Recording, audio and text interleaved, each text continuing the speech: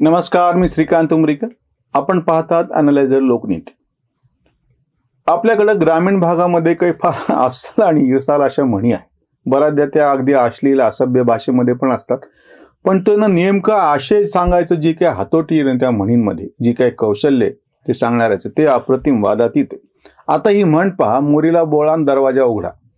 म्हणजे एखाद्या किरकोळ गोष्टीसाठी तुम्ही मरमर करता की त्या मोरीच्या बारीकशा छिद्रातून सुद्धा काहीतरी साप विंचू किडा येऊ नये म्हणून त्याला बोळा घालून ठेवायचा. अरे पण ही काळजी घेतल्याचा इतकडं मात्र पूर्णच्या पूर्ण दरवाजा उघडा असतो. मग ही एवढीशी बारीक काळजी घेतल्याचा उपयोग काय? हा मुद्दा, ही म्हण वापरायचं कारण असं की आता वक्फ बोर्डाला 10 कोटी रुपये दिले, ज्याच्यावरून जे आकांडव तांडव चालू आहे. महाराष्ट्राच्या एकूण बजेटमध्ये 10 कोटी ही किरकोळ रक्कम आहे. तीही कशाला दिली आहेत, काय दिलेत ते कोणी समजून घ्यायला तयार नाही. माझे बंधू श्रीकृष्ण उमरीकर त्यांनी फेसबुकवरती फार व्यवस्थित पोस्ट टाकलेली. तुमच्यापैकी जे कोणी फेसबुकवर असतील, श्रीकृष्ण उमरीकर असा सर्च द्या आणि ती पोस्ट बघा की एकूण 2011 पासून हे प्रोव्हिजन केलं गेलेलं होतं. आनंद देवधरांनी पण याच्यावरती लिहिलेलं आहे. बजेटरी प्रोव्हिजन आहे. ते पैसे या वक्फ बोर्डाला त्यांची प्रॉपर्टीचे सगळा सर्वे करणे, त्याची माहिती अद्ययावत करण्यासाठी आहे. आणि ही किरकोळ रक्कम आहे. जी कमिट केलेली 106 कोटी रुपये ते दिलेलेच नाहीयेत. त्याच्यातले फक्त हे काही रुपये दिले तर नाही, यापूर्वी पण दिलेली सगळी मूळ रक्कम 14 कोटी काहीतरी होती. त्याच्यातले काही पैसे वापर न झाल्यामुळे त्यांनी परत केलेले. तरी त्याच्यावरती कस काय दिले आणि काय दिले आणि आमच्या टॅक्स पेअरचे पैसे आहेत. आता मी तुम्हाला दुसरा सांगतो भाग, ज्याच्यासाठी दरवाजा उघडा म्हणतो. म्हणजे इकडं मोरीत बोळा कसा घालावा, म्हणजे 10 कोटी पण जे कमिट केलेले आहेत ते न देता तुम्ही हे कसं करण्यासाठी बोलायला लागलात. आता दुसरी गोष्ट लक्षात घ्या, हे तेच सगळे हिंदू मध्यमवर्गीय आहेत. मी तर सगळ्यात पहिले माझ्या जातीला शिव्या घालतो. हे सगळे जे ब्राह्मण मध्यमवर्गीय आहेत, जे फेसबुकवरती खरडेगाशी करायला लागले, 10 कोटी दिले, 10 कोटी दिले, 10 कोटी दिले. याच्यातले बरेचसे लोक ह्याच काळात मतदान न करता सुट्टीला निघून गेले.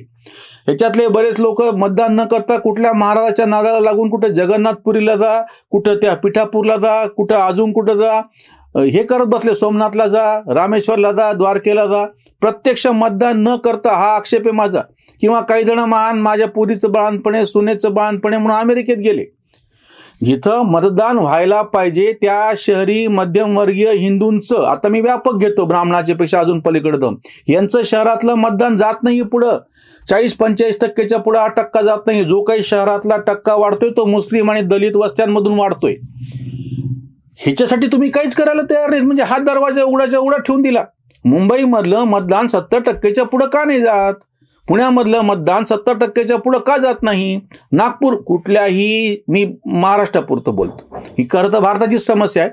महाराष्ट्रामधल्या शहरांमध्ये बहुतांश हिंदू राहतात. त्या ठिकाणी हिंदू वस्त्यांमध्ये मतदान का पुढे जात नाही? फक्त दलित आणि मुस्लिम वस्त्यांमध्ये म्हणजे 90% इतकं मतदान का होतं? तो दरवाजा उघडा ठेवलेला तुम्हाला दिसत नाही. आणि हे बारीक 10 कोटीचं काय झालं? आणि दुसरी गोष्ट म्हणजे इथं बसून ते जे खरडेगाशी करणारे महान विद्वान आहेत ना, त्यांचं तर मला काय करावं तेच कळलं नाही. ह्यांना फार अक्कल आहे. अरे ह्याच्यापैकी ज्या कोणी स्वतःच्या घरातलं 100% मतदान होण्याची काळजी घेतली, आपल्या अपार्टमेंटमधलं 100% मतदान, आपल्या गल्लीतलं जास्तीत जास्त मतदान, आपल्या नातेवाईकातलं मतदान, याच्यासाठी ज्यानं वैयक्तिक पातळीवरती प्रयत्न केले, त्यांनी जर काही टीका केली तर तो सात्विक संताप मी समजून घेऊ शकतो. त्याच्या मागची त्याची तळमळ लक्षात येते. पण ज्यानं काहीच केलेलं नाहीये, ज्यानं स्वतःचंही मतदान केलेलं नाहीये, सुट्टीमध्ये कुठेतरी बाहेर निघून गेला, तो मात्र इथं सोशल मीडियावर बसून ज्ञान शिकवतो. खरं तर ना, ज्यांनी टीका केली ना, त्यांनी मतदान केलं की नाही तपासाच एकदा. ह्याच्यातलं तुम्हाला बरेच जण असे आढळतील, एक तर त्यांनी स्वतः केलं नाही, किंवा फार तर स्वतःचं पुरतं केलं, पण बाकीचं आपल्या घरातलं, नातेवाईकातलं, आपल्या अपार्टमेंटमधलं, गल्लीतलं काही बघितलेलं नाही. हे जे काही शहाणपण शिकवत आहे ते व्यर्थ का चाललेलं आहे की तुमची कृती काही नाहीये. किंवा मी ह्यांच्याच परिभाषेत सांगतो, तिकडं वारकरी संप्रदायामध्ये विविध जातीचे संत आहेत, पण त्याच्या शिवायचे जे संत आहेत त्यांना जातीमुळे बदनाम केलं गेलं. म्हणजे रामदास उदाहरणार्थ, की ते वारकरी संप्रदायामध्ये येत नाहीत. आणि हे सगळे तथाकथित उच्चवर्णीय मध्यमवर्गीय जे ब्राह्मण आहेत ते स्वतःला रामदास आमचा संत कसं आहे म्हणून मिळवतात. मी त्याच रामदासांचा तुम्हाला दाखला देतो. क्रियेविण वाचाळता व्यर्थ आहे, रामदासांनी सांगितलंय. तुम्ही कृती केली का? नुसती फेसबुकवर बडबड करतात ना. किंवा बळे आगळा राम कोदंडधारी, महाकाळ विक्राळ तोही थरारी, रामदासांनी लिहून ठेवलेलं आहे. ज्याच्या पाठीशी कोदंड धनुष्य आहे म्हणजे जो कृतीप्रवण आहे, केव्हाही त्याचं कोदंड सज्ज आहे म्हणजे तो कृतीला सिद्ध आहे, तो राम पूजनीय आहे. मग तुम्ही ह्या रामदासाचं पठण करता, ते सगळेचे त्यांच्या रचना तुमच्या मुखपाठ जिभेवर असता, मग अंमलामध्ये का येत नाहीत? प्रत्यक्ष कृती करायची नाही आणि बाकीचं शहाणपण शिकवायचं. आणि त्यापेक्षा अजून एक दुसरी फार विचित्र अशी गोष्ट होऊन बसलेली.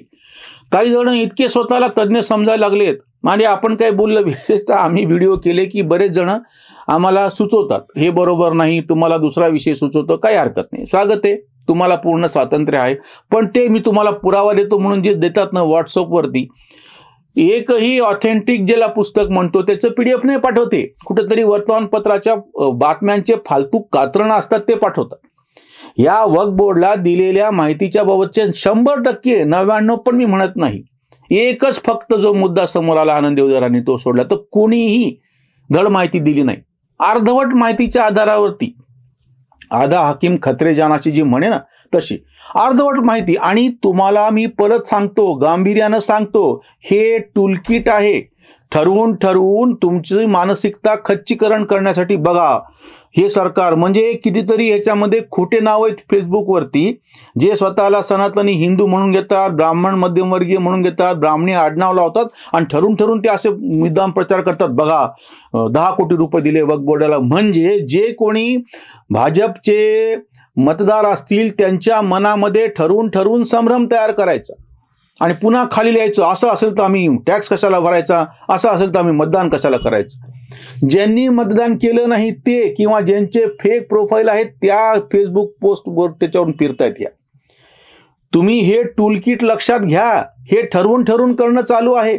तुम्हाला जेव्हा केव्हा टीका करायची, सगळ्यात पहिली गोष्ट म्हणजे वस्तुनिष्ठ पद्धतीने करा, नीट माहिती घेऊन करा, अर्धवट माहितीवरती करू नका. 99 जागा मिळाल्या तरी काँग्रेसवाले त्या राहुल गांधी सारख्या अकार्यक्षम नेत्याला डोक्यावर घेऊन नाचतायत. आणि इकडं 240 जागा तिसऱ्या वेळा मिळून प्रत्यक्ष सरकार स्थापन करून पंतप्रधान पदाची शपथ घेऊन परदेशात गेलेल्या मोदीच्या नावाने हेच खडे फोडायला लागलेत फुकट बसल्या. म्हणजे काय विरोधाभास आहे. आणि हे टूलकिट आहे. मी परत ते सांगतो आहे की हे एक टूलकिट आहे, ह्याला बळी पडू नका. जी काही टीका करायची आहे ती व्यवस्थित उदाहरणासह करा. आणि दुसरी गोष्ट म्हणजे निदान तारतम्य ठेवा.